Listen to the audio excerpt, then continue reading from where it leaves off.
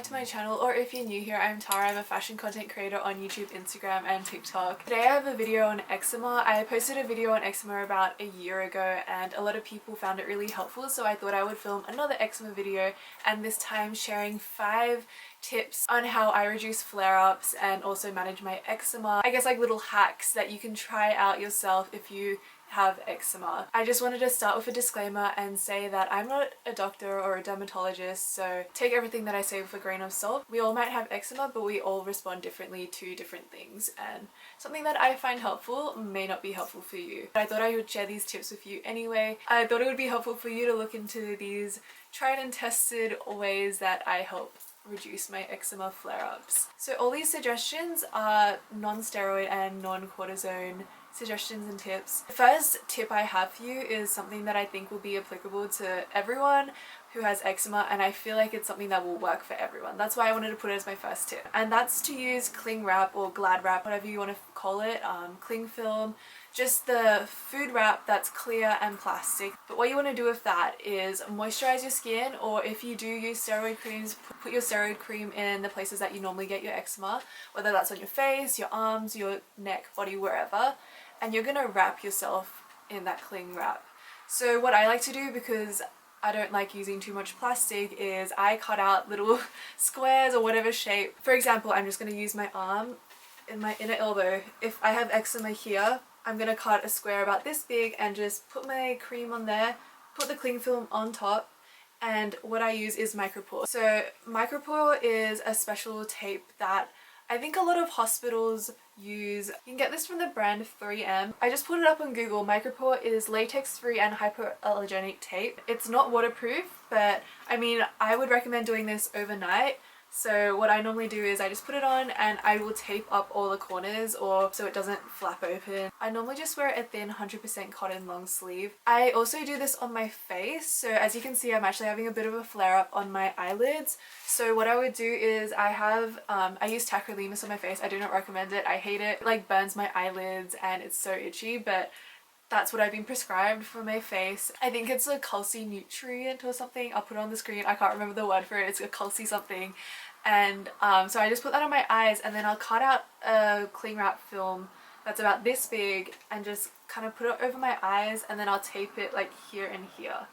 And that way it doesn't move as much. So basically what the cling wrap does is it keeps the moisture in. It will prevent your clothes from rubbing off the cream, and it will make sure that it seeps into your skin for a longer amount of time and make sure your skin absorbs everything that you're putting onto it.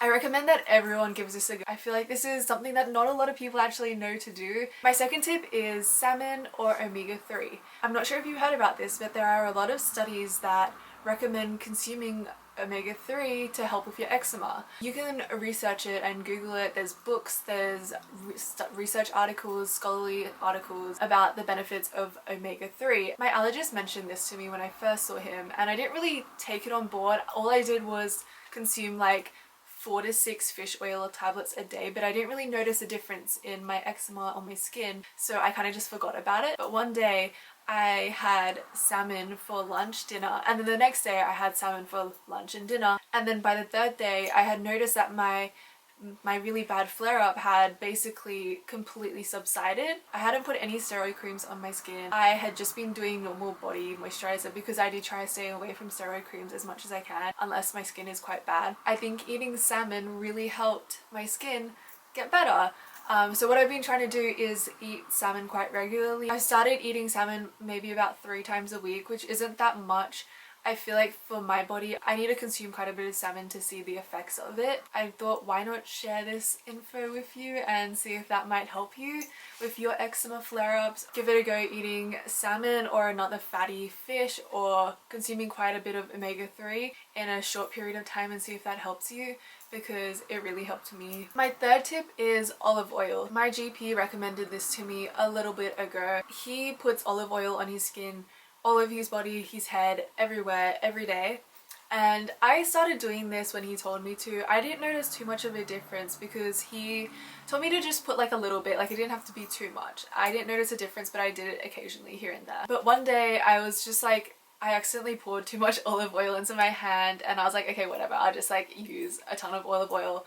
And then I ended up just putting a heap of olive oil all over my body, and then had a 100% cotton long sleeve top on.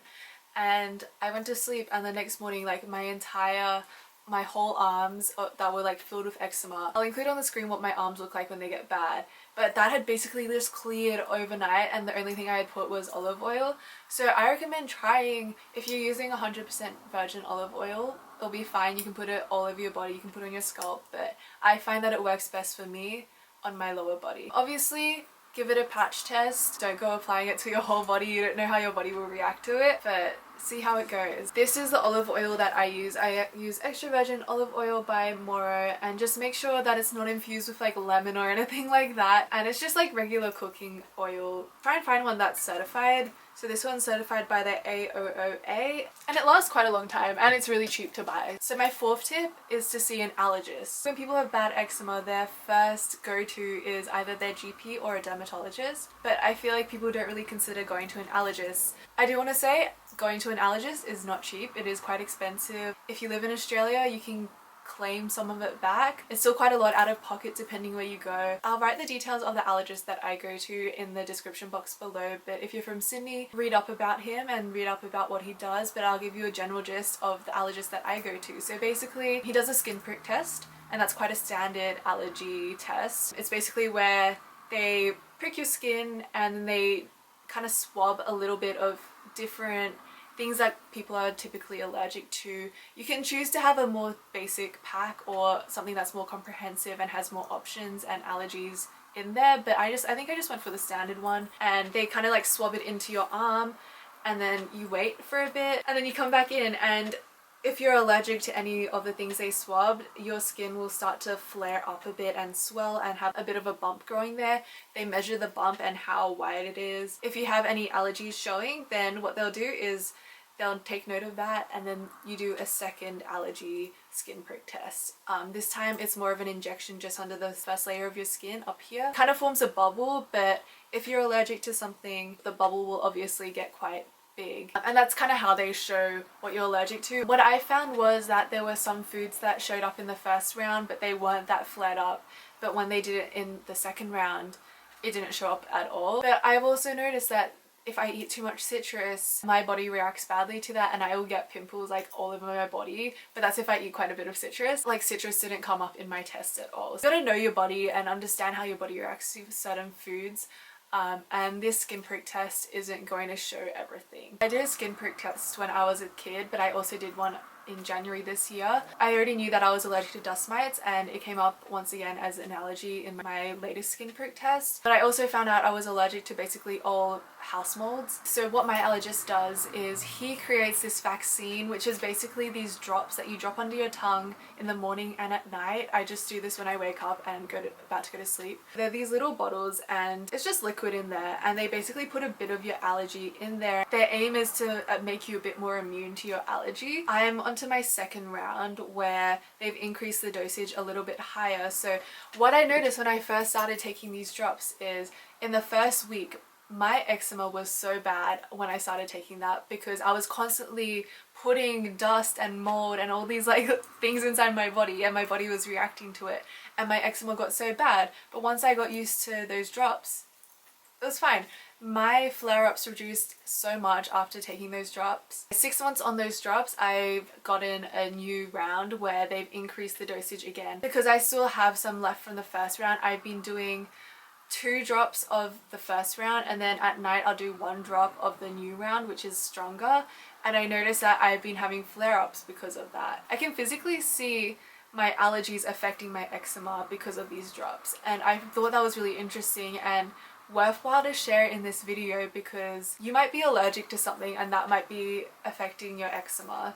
So I mean, if you have the ability to do an allergy test, I would recommend it, and try and find someone that has ongoing steps for how you can deal with these allergies, because I mean, it's all well and great to get a test to know what you're allergic to, but if you're not going to do anything about it after that, then what's the point of doing it? My last tip is Chinese medicine. I feel like for a lot of people, Chinese medicine can seem like it's in another world. I don't think Chinese medicine can cure cancer, but I also think Chinese medicine, Chinese acupuncture, herbalism can really benefit your body. So my grandma, she gave me a bag of Chinese tea and she told me to boil this tea and let it cool down a bit and have a shower as you normally would, but at the end of the shower pat yourself dry and then get this tea and basically rinse yourself with this tea. And I found that that helped soothe my eczema a lot. It didn't reduce my flare-ups, it didn't reduce the amount of eczema I had, but it really cooled down my skin and soothed my skin a lot. I would recommend going to a Chinese herbalist if you have one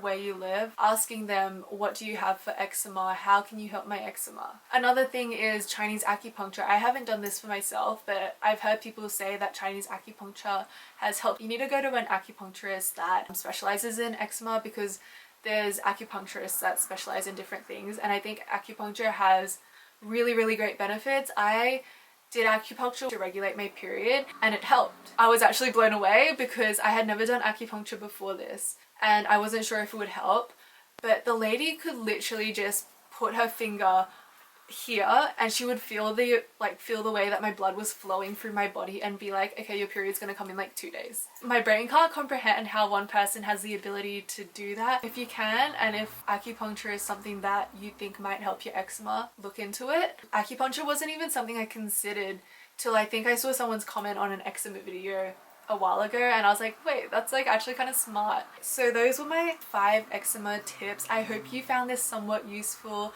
or you were kind of exposed to new ideas. I try to include things that you may not have heard of or thought of to do for your eczema to help soothe it or reduce flare-ups. I'll link my other eczema video down below and on the screen. Also, if any of you have recommendations for shampoos and conditioners that I can use for my scalp, because when I tell you that it's so flaky and my scalp is like weeping and it's like so dry, there's absolutely no oils or moisture in my scalp, please, if you have any shampoo and conditioner recommendations, please comment it down below. But yeah, I hope you found this video helpful. Subscribe and give this video a like. If you want to see more eczema videos, let me know what you want to hear from me down below and I'll try and make it in the future. Follow me on Instagram, it's tarachandra_, and TikTok is the same. I hope you're all staying safe and I'll see you next video. Bye!